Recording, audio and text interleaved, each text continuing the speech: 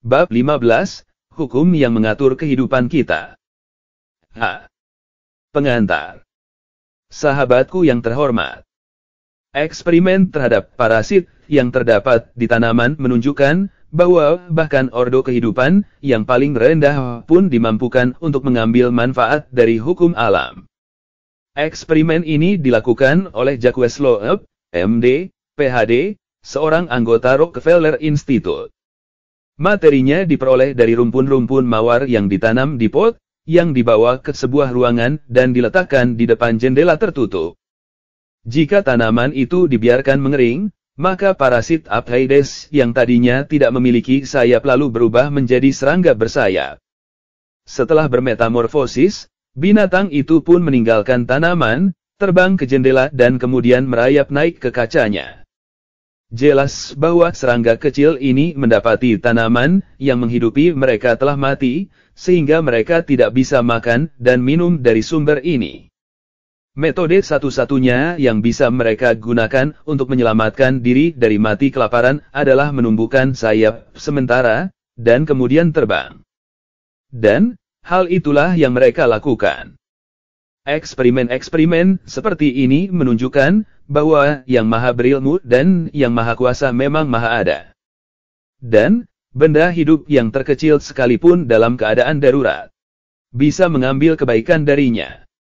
Pelajaran 15 akan lebih banyak menjelaskan tentang hukum yang mengatur kehidupan kita. Di sini akan dijelaskan bahwa hukum-hukum ini bekerja untuk keuntungan kita, bahwa semua kondisi dan pengalaman yang datang pada kita itu demi manfaat kita, bahwa kita memperoleh kekuatan sebanding dengan usaha yang dikerahkan, dan bahwa kebahagiaan yang terbaik bisa diperoleh bila kita bekerja sama secara sadar dengan hukum-hukum alam. B. Materi. 1. Hukum-hukum yang mengatur kehidupan kita dirancang semata-mata untuk keuntungan kita. Hukum-hukum ini bersifat kekal dan kita tidak bisa melepaskan diri darinya. 2. Semua kekuatan abadi yang agung ini bekerja dalam keheningan. Tetapi, kita memiliki kekuatan untuk menyelaraskan diri dengannya, sehingga kehidupan kita menjadi damai dan bahagia. 3. Kesulitan, ketidakselarasan, dan penghalang menunjukkan bahwa kita menolak memberikan apa yang tidak lagi kita butuhkan, atau kita menolak menerima apa yang kita butuhkan. 4. Pertumbuhan dicapai melalui tukar-menukar antara yang lama dengan yang baru, yang baik dengan yang lebih baik. Itu merupakan tindakan yang terkondisi atau timbal balik karena masing-masing dari kita merupakan entitas pemikiran yang lengkap. Kelengkapan inilah yang membuat kita bisa menerima hanya bila kita memberi. 5. Kita tidak bisa memperoleh apa yang menjadi kekurangan kita jika kita menggenggam erat apa yang kita miliki. Kita mampu dengan sadar mengendalikan kondisi bila kita mengerti apa yang kita tarik, dan kita mampu menarik dari setiap pengalaman hanya apa yang kita butuhkan untuk terus bertumbuh. Kemampuan kita untuk melakukan hal ini menentukan tingkat keselarasan atau kebahagiaan yang kita capai. 6. Kemampuan untuk mengambil apa yang kita butuhkan untuk bertumbuh senantiasa meningkat, seraya kita mencapai tataran yang lebih tinggi dan visi yang lebih luas. Semakin besar kemampuan kita untuk mengetahui apa yang kita butuhkan, kita semakin mampu melihat kehadirannya, menariknya, dan menyerapnya. Maka, yang akan datang pada kita hanyalah apa yang dibutuhkan untuk pertumbuhan kita. 7. Semua kondisi dan pengalaman datang kepada kita demi manfaat kita. Kesulitan dan penghalang akan terus datang sampai kita menyerap kearifannya dan mengumpulkan darinya esensi-esensi pertumbuhan yang lebih lanjut.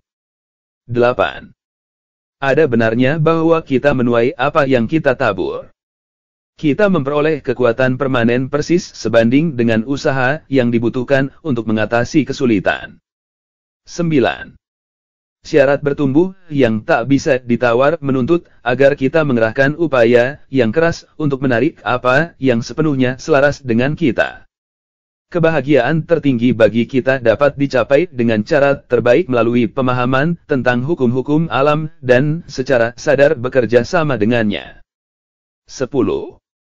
Pikiran bersifat kreatif, sedangkan prinsip yang mendasari hukum ini bersifat logis dan hakiki dalam segala hal. Tetapi agar pikiran memiliki vitalitas, ia harus berisi cinta kasih. 11.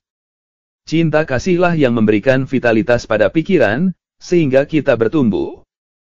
Hukum tarik-menarik, atau hukum cinta kasih karena keduanya sebenarnya adalah satu dan sama akan memberinya materi yang dibutuhkan untuk bisa bertumbuh dan menjadi matang. 12. Bentuk pertama yang bisa ditemukan oleh pikiran adalah bahasa, atau kata-kata. Inilah sebabnya kata-kata itu sangat penting karena merupakan manifestasi pertama dari pikiran, bejana yang mewadahi pikiran. Bejana ini menyimpan eter, dan dengan menggerakkannya, pikiran Anda akan terpancar kembali kepada yang lain dalam bentuk suara. 13. Pikiran dapat mengarah pada suatu tindakan. Tetapi sebenarnya tindakan apapun hanyalah perwujudan pikiran yang mencoba mengekspresikan dirinya sendiri di dalam bentuk yang terlihat. Maka, jelas sekali bahwa bila kita menginginkan kondisi yang baik, kita harus mempertahankan hanya pikiran yang baik. 14. Inilah kesimpulan logis yang bisa ditarik, bila kita ingin mengekspresikan kelimpahan di dalam kehidupan kita, kita harus memikirkan hanya kelimpahan saja. Dan karena kata-kata sebenarnya hanyalah pikiran yang mengambil bentuk, maka kita harus amat berhati-hati. Kita harus menggunakan hanya bahasa yang konstruktif dan selaras, yang akhirnya mengkristal menjadi bentuk objektif, yang akan terbukti menguntungkan bagi kita. 15. Kita tidak bisa lari dari gambar-gambar yang selalu kita potret di pikiran. Foto dari konsepsi yang salah inilah hasil dari penggunaan kata-kata yang tidak sesuai dengan kesejahteraan kita. 16. Kita memanifestasikan lebih banyak kehidupan, sementara pikiran kita menjadi jelas dan berada pada tataran yang lebih tinggi. Kita memperoleh fasilitas yang lebih besar bila kita menggunakan gambar-gambar yang didefinisikan dengan jelas. Sebaliknya, di tataran pikiran yang lebih rendah dilepaskan dari konsepsi yang melekat padanya. 17. Dengan kata-katalah kita harus mengekspresikan pikiran kita. Jika kita ingin menggunakan bentuk kebenaran yang lebih tinggi, kita harus menggunakan hanya materi pilihan, yang secara cermat dan cerdas dipilih sesuai tujuan yang diinginkan. 18. Kekuatan luar biasa untuk mengungkapkan pikiran di dalam bentuk kata-kata inilah yang membedakan manusia dari binatang. Dengan kata-kata tertulis, manusia bisa melihat ke belakang sampai ratusan tahun yang lalu dan melihat jejak sejarah hingga ia bisa berada di masa kini. 19. Manusia telah dimungkinkan untuk berhubungan dengan para penulis dan pemikir terbesar di sepanjang masa. Catatan yang dikumpulkan sampai sekarang ini merupakan ekspresi pikiran universal yang telah berjuang untuk mengambil bentuk di pikiran manusia. 20.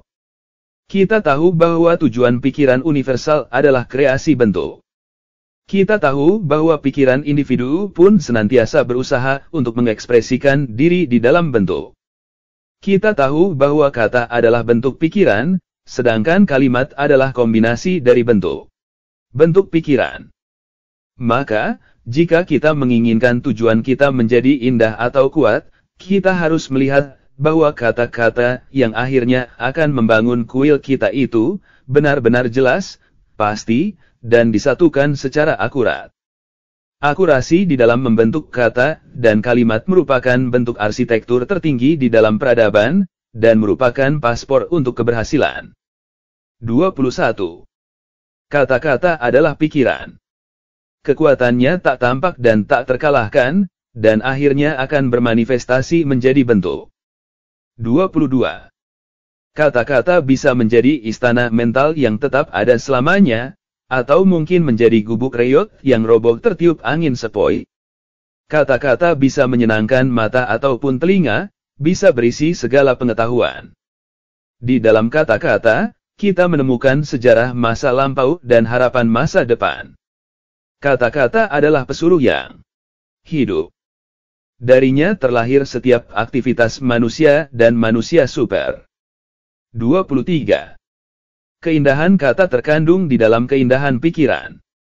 Kekuatan kata terkandung di dalam kekuatan pikiran. Kekuatan pikiran terkandung di dalam vitalitasnya. Bagaimana kita mengenali pikiran yang vital? Apa karakteristik pembedanya? Ia harus memiliki prinsip. Bagaimana kita bisa mengenali prinsip? 24. Ada prinsip matematika, tetapi tidak ada prinsip kesalahan. Ada prinsip kesehatan, tetapi tidak ada prinsip penyakit. Ada prinsip kebenaran, tetapi tidak ada prinsip ketidakjujuran. Ada prinsip terang, tetapi tidak ada prinsip kegelapan. Ada prinsip kelimpahan, tetapi tidak ada prinsip kemiskinan. 25. Bagaimana kita tahu bahwa hal ini benar? Karena jika kita menerapkan prinsip matematika dengan benar, hasilnya bisa kita pastikan. Di mana ada kesehatan, di sana tidak akan ada penyakit. Jika kita tahu kebenaran, kita tidak akan ditipu oleh kesalahan. Jika kita membiarkan sinar bercahaya, tidak akan ada kegelapan. Dan di mana ada kelimpahan, tidak akan ada kemiskinan. 26. Semua itu merupakan fakta yang sudah jelas. Tetapi, kebenaran yang paling penting adalah bahwa suatu pikiran yang berisi prinsip bersifat vital. Ia berisi kehidupan, sehingga kemudian berakar. Secara perlahan tapi pasti, ia akan menggantikan pikiran-pikiran negatif, yang secara hakiki tidak bisa berisi vitalitas. Fakta inilah yang tampaknya telah dikesampingkan. 27. Inilah fakta yang akan memampukan Anda menghancurkan segala ketidakselarasan, kekurangan, dan keterbatasan. 28. Tidak diragukan lagi, orang yang cukup bijaksana untuk memahami, akan bisa mengenali bahwa kekuatan kreatif pikiran telah menyerahkan kepadanya suatu senjata yang tak terkalahkan, sehingga ia menjadi tuan bagi nasibnya. 29.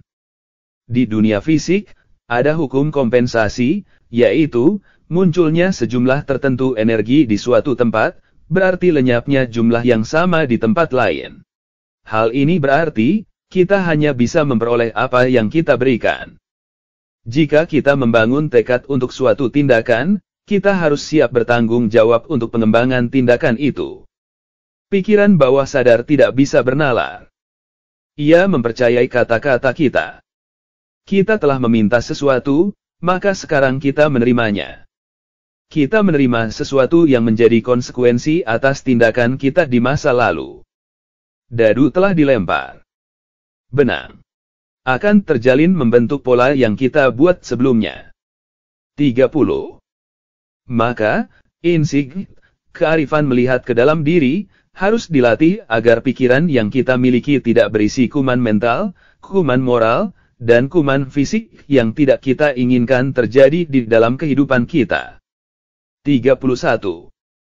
Insting merupakan kemampuan pikiran, bagaikan teleskop, yang memungkinkan kita memeriksa fakta dan kondisi di dalam lingkup yang luas. Ia memampukan kita memahami setiap kesulitan dan kemungkinan di dalam setiap tindakan. 32. Insting menyiapkan kita menghadapi hambatan-hambatan yang akan kita jumpai. Maka, kita pasti bisa mengatasinya sebelum mereka berkesempatan menimbulkan masalah. 33. Insting memampukan kita membangun rencana-rencana yang menguntungkan. Kita dimampukan untuk mengubah pikiran dan perhatian kita ke arah yang benar, alih-alih masuk ke jalur-jalur yang memberikan hasil yang tak ada gunanya. 34. Insting sangat penting untuk pengembangan prestasi yang benar. Dengannya, kita bisa masuk, menjelajahi, dan memiliki bidang mental apapun. 35. Insting merupakan produk dunia dalam diri, dan dikembangkan di dalam keheningan dengan konsentrasi. 36. Untuk latihan Anda minggu ini, berkonsentrasilah pada insight. Ambil posisi yang sudah Anda lakukan sebelumnya, dan fokuskan pikiran pada fakta bahwa memiliki pengetahuan tentang kekuatan kreatif pikiran tidak berarti memiliki seni berpikir. Biarkan pikiran merenungkan fakta bahwa pengetahuan tidak menerapkan dirinya sendiri. Tindakan kita tidak diatur oleh pengetahuan, melainkan oleh tradisi, preseden, berbagai hal yang sebelumnya selalu dilakukan, dan kebiasaan. Satu-satunya cara agar kita bisa menerapkan pengetahuan adalah dengan usaha yang sungguh-sungguh. Ingatkan pikiran tentang fakta bahwa pengetahuan yang tidak terpakai akan keluar dari pikiran, bahwa nilai informasi ada di dalam penerapan prinsip. Teruslah berada di jalur pemikiran ini sampai Anda memperoleh insight untuk merumuskan suatu program tertentu yang bisa menerapkan prinsip ini ke persoalan khusus Anda. C. Tanya jawab. 1. Apa yang menentukan tingkat harmoni yang kita capai? Kemampuan kita untuk menyediakan apa yang kita butuhkan agar bertumbuh dari setiap pengalaman. 2. Kesulitan dan halangan itu menunjukkan apa? Kesulitan dan halangan itu diperlukan untuk kearifan dan pertumbuhan spiritual kita. 3. Bagaimana kesulitan-kesulitan dihindari? Dengan memahami secara sadar hukum-hukum alam, dan bekerja sama dengannya. 4. Apa prinsip yang digunakan pikiran untuk bermanifestasi menjadi bentuk? Hukum tarik-menarik. 5.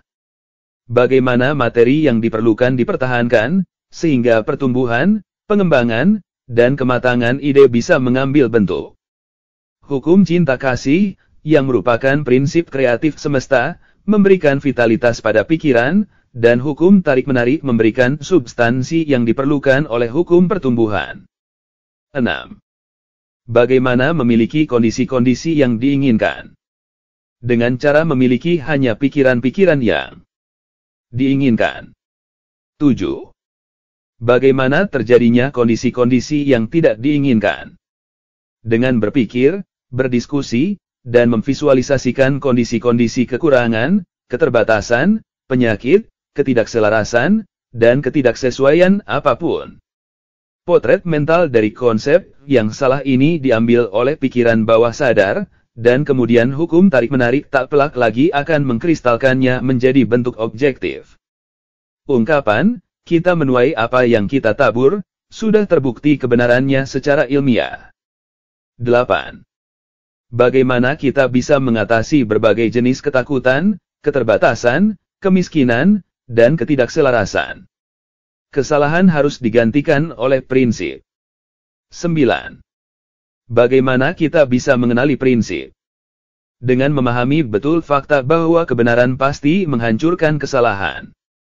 Kita tidak harus bersusah payah mengusir kegelapan. Yang diperlukan hanyalah menyalakan lampu. Prinsip yang sama berlaku juga untuk setiap bentuk pikiran negatif. 10. Apa nilai dari insight?